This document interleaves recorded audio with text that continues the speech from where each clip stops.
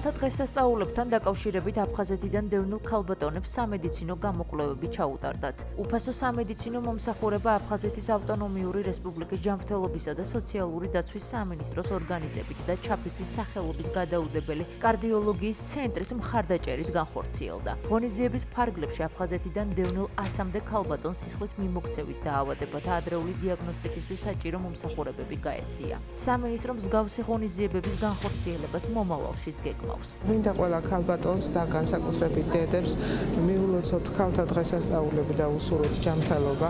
ამასთან დაკავშირებით აფხაზეთის ავტონომიური რესპუბლიკის ჯანმრთელობის და სოციალური დაცვის სამინისტროს ორგანიზებით და ქალბატონ გულიკო ჩაფეძის გადაუდებელი კარდიოლოგიური ცენტრის მხარდაჭერით აფხაზეთიდან დევნილ ქალბატონებისთვის ტარდება უფასო სამედიცინო პროფილაქტიკური გასინჯვები.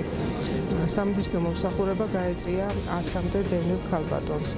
სამინისტრო მსგავს ღონისძიებებს მომავალშიც გეგმავს. უსისხლთა სისტემის დაავადებები დღეს ერთ-ერთ მოწინავე გლობალურ სამედიცინო პრობლემას წარმოადგენს და მრავალი სახეობა ამ დაავადებების მიმდინარეობს ძალიან ფარულად და შენიღბულად.